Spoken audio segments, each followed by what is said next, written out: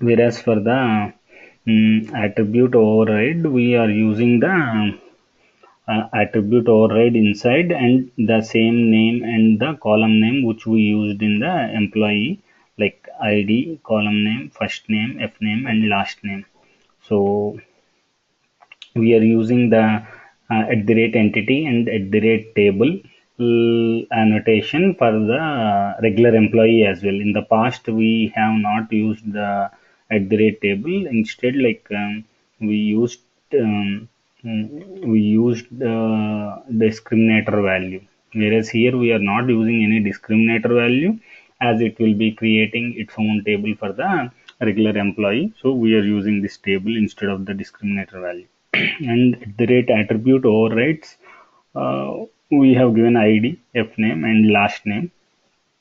These are the things which we added extra than from the previous employee annotation table. Similar way for the contract as well. I have added the table name as contract underscore employee TPC and attribute overrides, so that along with the contract employee table we'll get id, f name, and pay per hour and contract duration, and getter and setter methods for this table as well. And the similar way, like where we are storing the store employee annotation, where this also, like we used the same way, like session annotation configuration, and the configuration file we changed it according to the respective files.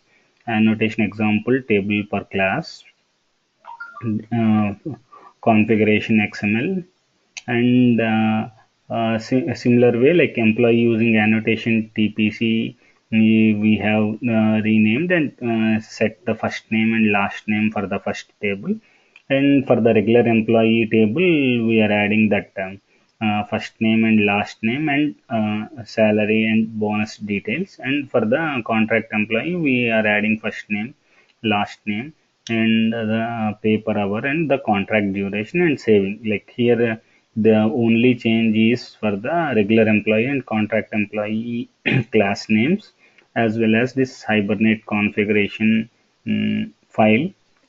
This here also we need to like give the class reference name correctly. And we don't need to add any of the HBM Hibernate mapping file for this along with it. So let me try to run this and see like how the data is getting populated into the database as per class. So here, like we are seeing the insert into in the past, like where for the single table strategy, all details are entered into the single table with these three insert statements, whereas now we are having employee annotation table TPC got created with first name, last name, and ID values, and regular employee.tpc having first name, last name, salary, bonus, and ID values, and contract employee.tpc where f name, l name, pay per hour, and the contract duration ID as the values. Now let us just confirm them in the MySQL database to see what are the different tables which we used. As I am in, we can see that what are the current databases. We used the empdb database, so I'm using that empdb database, and then now again I am selecting the tables, seeing show tables, what are the tables created. And like now you are able to see these underscore TPC tables where EMP annotation TPC is there, contract employee TPC is there, and the regular employee TPC is there, and Hibernate sequences also got created for that. And as we have these three tables, we can just see the description of each table, how it has happened, how it got created, and the values what got inserted actually. So here if you see, the employee annotation underscore TPC has only three fields, because for each class we are creating a field with attribute at the rate attribute overrides and at the rate attribute override for the column names. This is the base table, so that in the regular employee table, you will see that attribute override columns, which we have described in EMP annotation TPC, along with this ID, FName, LName, salary, and bonus got created, as we have overridden this ID, FName, and LName. We did not explicitly define them, but we have added them at the rate attribute override, so which brought that from the EMP annotation TPC to the regular employee TPC here. And similar way, if you see the description, if you see the select statement, we got that ID S2, which got generated, and F name and L name, as well as salary as 50,000 and bonus as 5, as we have selected them. We got that details as well. And having the details in the contract employee description, if you see, we got that ID, FName, LName, pay per hour, and the contract duration as well. And when we give a select statement for this contract employee underscore TPC, then we got that for the details which we have saved in the store extraction. So here, if you see, totally it has created three new tables, because we have three new classes created: contract employee, regular employee annotation TPC, and regular employee underscore TPC, and contract employee underscore TPC. These three are created in the tables when we see in the show tables column. So that is how we got these tables created. Now the same way, if we want to create and see for the table per class using the join strategy, we can do that. So before doing that, let me do a just commit for these statements. Contract employee, let me do a commit, and let us check that join strategy as well. Contract employee.tpc and employee annotation using TPC, regular employee.tpc, and Hibernate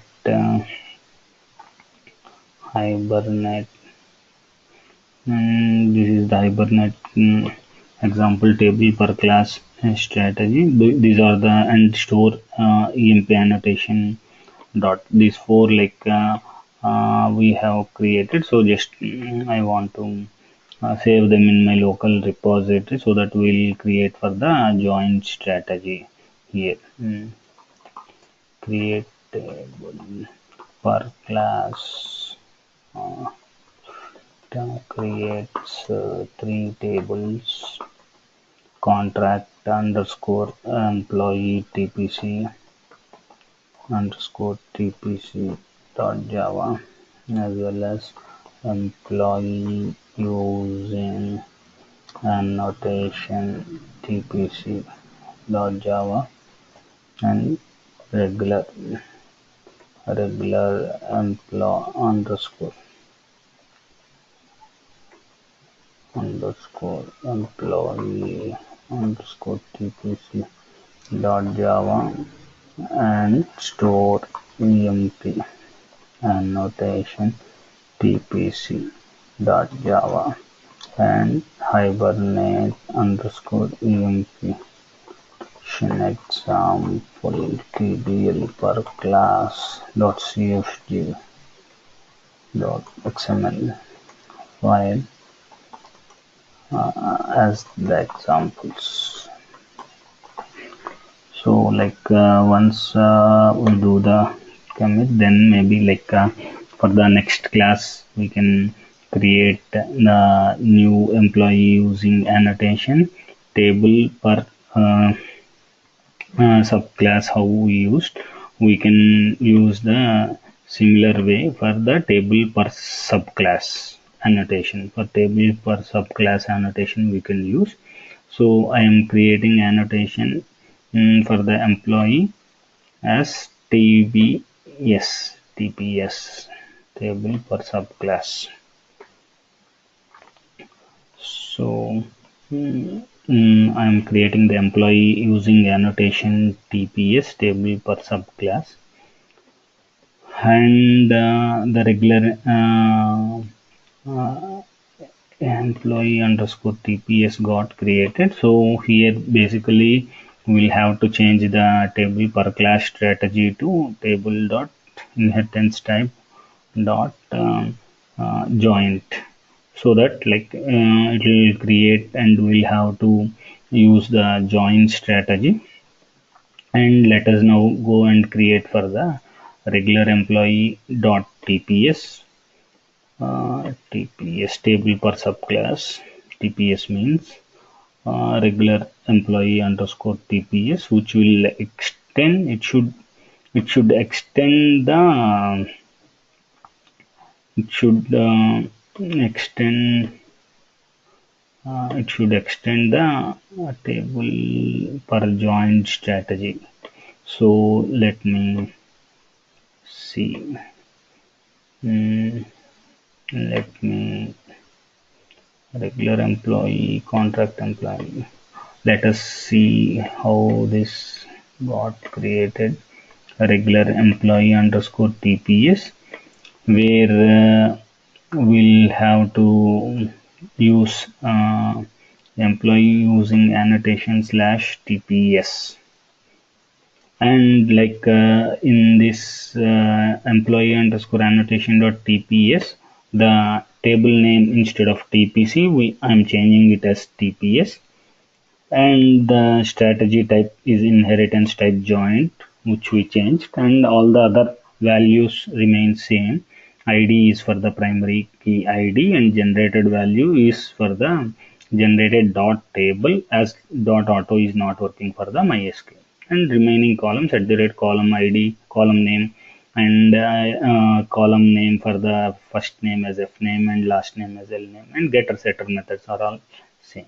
So here, instead of this attribute overrides strategy, we need to give the at the rate primary key. We need to give this at the rate primary key column, primary key join column strategy for this. And let us see, add that primary key column strategy annotation. And just for the reference, if we check like at the rate primary key column strategy, if you just check this annotation, what this annotation example is, this annotation will give us like for the join strategy, it is used to join for the primary table. So here the primary table will be the employee table, and the mapping strategy which we need to use here is for the employee mapping strategy which we need to use is for the where I am adding primary key join column, where primary key join column we are adding, and name equal to ID we need to provide. So name equal to ID name. So here we are having this name equal to ID, so that this will link the employee ID of the employee using annotation name, which we have set as the ID that we are using the join statement. And similar way for the contract employee also we need to and change the name from TPC to TPS, table per subclass strategy using the join, so contract employee underscore TPS, as well as we need to change the table name as TPS. Oh, sorry. Table name as TPS need to be changed here as well. In regular employee, and in the contract employee underscore TPS also we need to change the table name as TPS, and here also we need to change as TPS extends class because we are using table per subclass strategy. Here in the comment also we need to change it as to TPS. And we need to remove this, and as we added the primary key for the regular employee, we can just copy and paste this at the rate primary key, and add it here, and add this annotation if it has been already created. No, these are not there, we can remove this. At the rate primary key column, primary key join is there, so it will add only the ID for this table, contract employee dot TPS, and regular employee underscore TPS, and employee underscore yeah, here also TPS we need to make the changes. TPS, and here also employee underscore TPS. So after adding these three, now we'll have to use the store employee annotation for TPC. How we have put the same way we'll have to put for the TPS, and there we'll have to change the regular employee and the other details for that. So regular store employee underscore TPS, and here we need to employee using annotation TPS we need to give here, as well as we need to change this table per class strategy to the TPS. I'll give here TPS example TPS, and so we need to create that for the TPS XML here in this local path. I'm copying this and just pasting it. So table per class TPS I am giving example TPS of this Hibernate, and so example for TPS. In TPS here we need to give this employee using annotation underscore instead of TPC. We need to change the TPS because we change it for each class to identify that differentially with the table per subclass. That in the past it is table per class, but here we are using the joined strategy, so we have changed this to the TPS, and then now close. The configuration file is now linked, and here employee using annotation instead of TPC we need to give TPS, as well as here also TPS, as we need to create that employee table with that table per strategy for the join state, and for regular employee also we changed this TPC to TPS. The data will be saved, but the table structure definitions will be changing as per the given description with the join strategy. So we have changed these three. I hope ideally now this should work, and the names of the table should be changing. Let us just try execute and see this stored EMP annotation, how is it working. So yeah, see now it has successfully saved all the details. So if you observe now, we have changed the employee annotation underscore TPS table. We have inserted fname and employee annotation underscore TPS table. There were like two inserts which happened here. Let me see. Okay, ID, first name and last name, and for the regular employee TPS, salary, bonus, and ID details are only added. And whereas for the employee annotation TBS, first name, last name, and ID are added, and contract type TPS, pay per hour, mm, contract duration, and ID are added. So, like if you find the difference for the last table and here, in last table we have only one entry per table, where like employee annotation TPS only one entry, regular employee underscore TPC one entry, contract employee dot TPC one entry. Here only we are using the ID as the table name for the regular employee and contract employee. So first name and last name will only be stored in employee annotation TPS. There will be only reference of this ID to the regular employee and as well as to the contract employee here. So that is why we are seeing two table inserts for each instruction. So like now if we go to the MySQL and like if you see the tables, then you will get to know like how the description for these things is happening. And uh, you are seeing the contract employee underscore TPC, employee annotation underscore TPC, regular employee underscore TPC, TPS. So like let us see the description for these as well. We'll see employee annotation. I'll copy and paste this so that we can see the description differences for these two tables as well. Employee underscore TPS.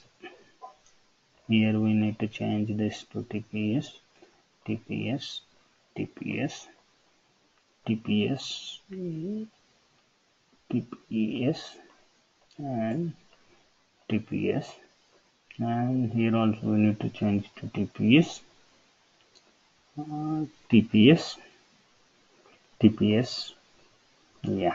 So now if we see the description of the employee underscore TPS, we will see that you are having only the ID, first name and last name. This is for the basic employee table. And if you see the select star, now ideally if you see there should be three entries here, because in the past like we had only one entry in this table for table per class, subclass, table per class strategy, but in the join strategy there is a join happening. So there will be like three entries directly here with ID, first name and last name. So here first name and last name are stored here, and the IDs are stored 1, 2, 3 here, and there will be only this ID reference for the other tables. Now let us check the description of this employee TPS, regular employee underscore TPS. So we are having the ID, salary and bonus. So the ID has a first name and last name added here, which will be shown in that employee annotation table only.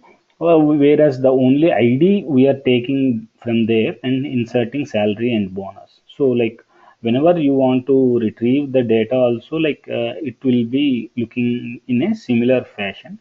We'll have to do this all. So the advantage is now Hibernate has done all that table creation for us as per the joins queries. We don't need to manually write all that inserts manually for that ID, pay per hour, and contract duration. We don't need to create them separately, and Hibernate does that for us. And so like this we can see at the time of like retrieval as well. So let us just quickly go through what has happened in this table per strategy happened.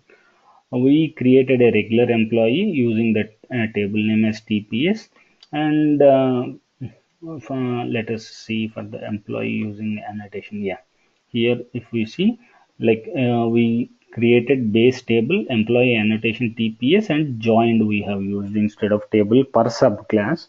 We have used join, so that the base class only the primary key we are giving it to the other classes, and all the other primary ID and the other details look same for this employee. Whereas in regular employee, we have created another table primary key join column is the annotation which we added. So what join column annotation gives is this annotation specifies that the primary key column that is used as foreign key to join the another table. So now it is joining the secondary tables, and it is used within a secondary table annotation to join secondary table to the primary table. So here the secondary table is regular employee underscore TPS, and the primary table is employee annotation underscore TPS. So, and may be used on one-to-one mapping in which the primary key is referencing the entity ID as foreign key to the referenced entity. If there is no primary key, join column annotation is specified for the subclass is join mapping strategy. The foreign key columns are assumed to have the same names as the primary key columns. So if we see the description here, maybe we will get an idea.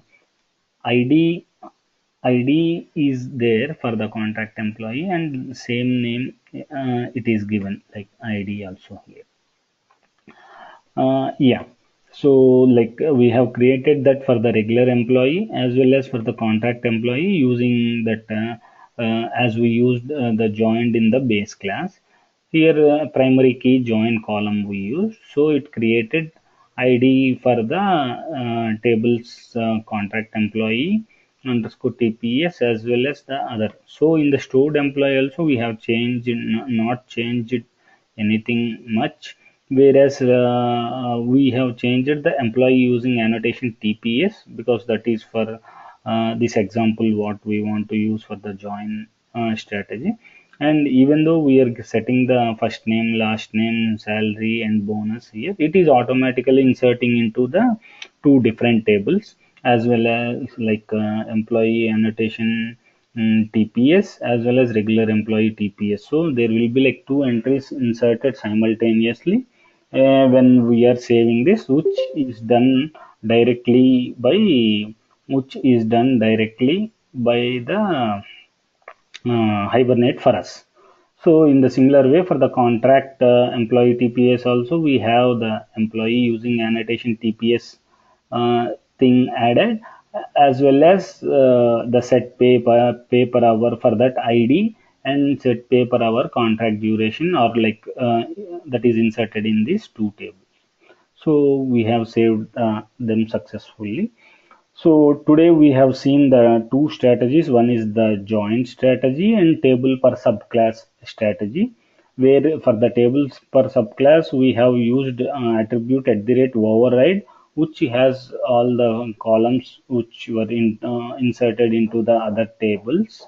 Definitely to have that details of the base class, all fields are inserted.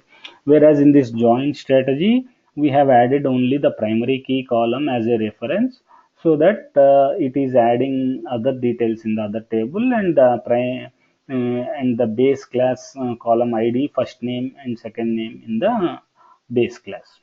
So like I mean we have covered these two strategies using the Hibernate in today's session. So like if you have any doubts, maybe you can ask. Otherwise, maybe I'll conclude the session for today.